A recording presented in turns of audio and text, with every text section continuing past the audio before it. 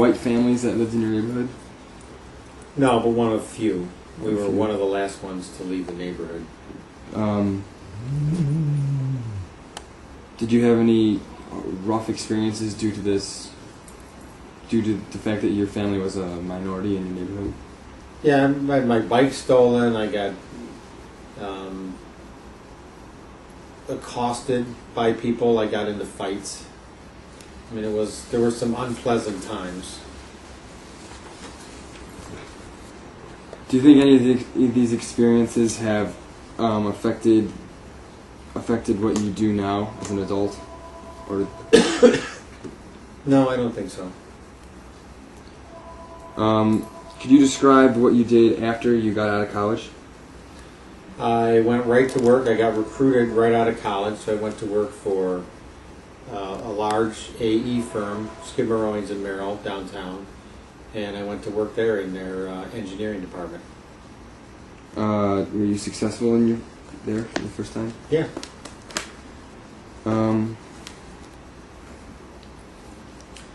How did your family react to you getting such a good job? I think having graduated from U of I, they sort of expected me to get a good job. And I think the same as, going through school and graduating. They were, I think, in some ways intimidated, but mostly proud. I think they were happy to see me get out of school and get a good job. Where did you first meet your wife? At my first job. How? What was she doing? She was a receptionist there. She was in between schools, working there for the summer. Her dad worked there. I never saw him there, but he left about the time I started. There was a little overlap there, so she got a job there through her dad, and I met her, and we started dating. How long did you guys date before you got married? 4 years. So we dated 3 years, got engaged, and we're engaged for about a year, and we got married in 1987. Why did you wait so long to get married? Well, everybody I knew was getting married at about that same age. I was, 27, 28 years old, and your mother was 24 or 25 at that time, so it was about the right time. So after you got married, where was the first place that you guys lived? We lived in a small apartment downtown Chicago on North and LaSalle. I lived about 2 miles away from downtown, so we used to take the bus together downtown. Your mom worked downtown at that time. And on nice days, we used to walk to and from our apartment. What kind of things did you guys do on the weekends in the city? About once a month, we rent a car and drive back out to the suburbs and see our parents. And on the other weekends, we just do everything. We'd go out to breakfast all the time. We'd go see plays. We'd go to the beach.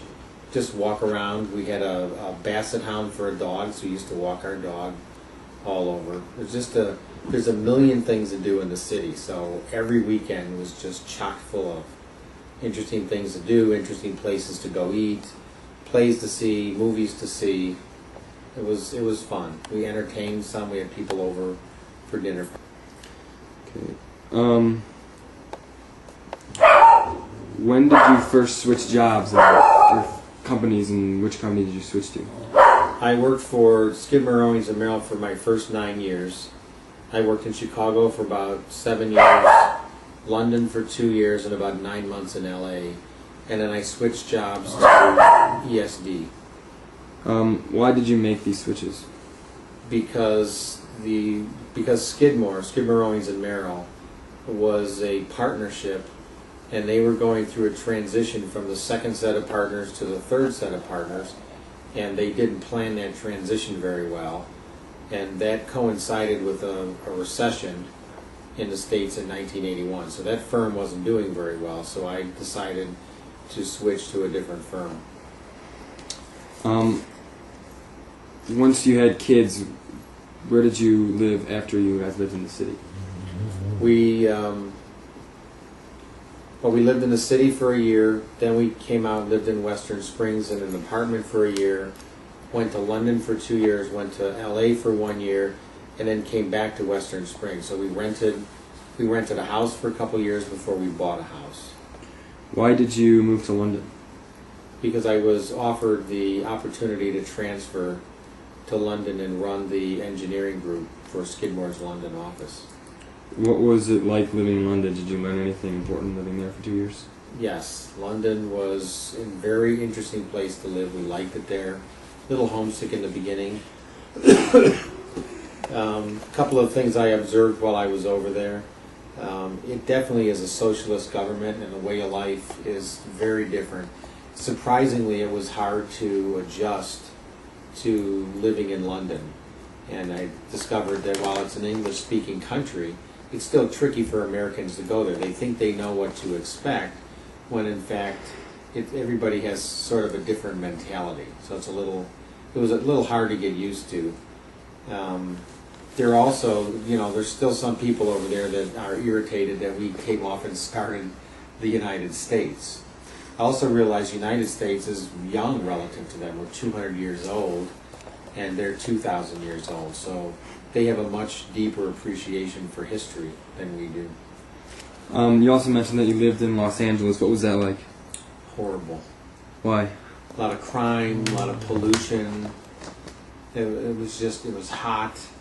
It was transient. There was nobody in LA that's been there more than 10 years. It just seemed like a transient population. It was very unfriendly.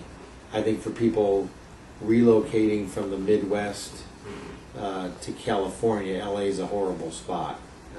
Just my personal opinion. People from the Midwest relocating, to Northern California is a little easier.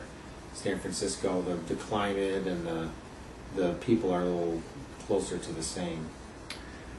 At this time when you were moving from London and LA, you did have one son, Brad. How did the baby like moving?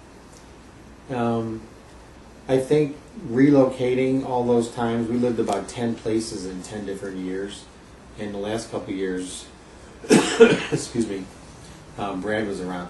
I don't think Brad liked all the moving based on the fact that he just seemed a little insecure when he was a baby. So it took a little bit more sitting in his room and reading to him to get him to relax at night and be comfortable. You mentioned that there was crime in LA. Did you guys have any bad experiences with any of this? No, other than we'd be watching the news at night and there'd be helicopters flying overhead with their spotlights going, so they must have been looking for runaway thugs. So after you guys moved to LA, you went back to Western Springs and you settled in. Was this a relief for you? Did you like coming back to Western Springs? Yeah.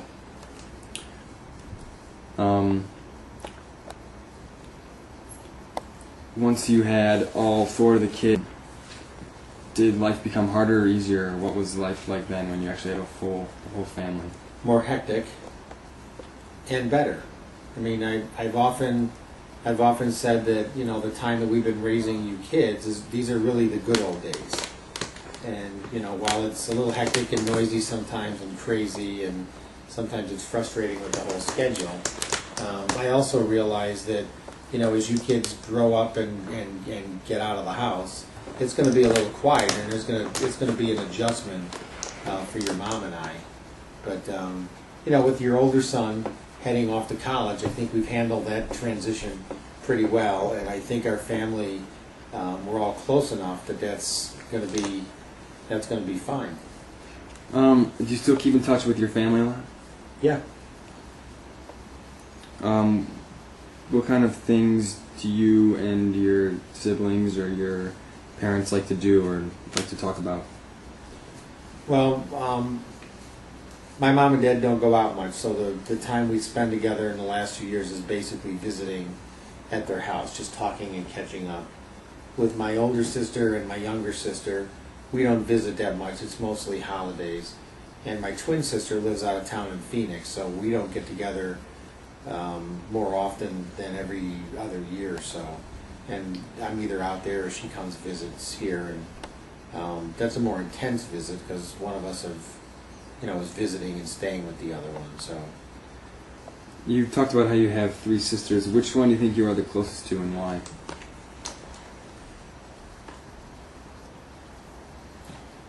that's hard to say. I don't know that I'm closer to one than the other.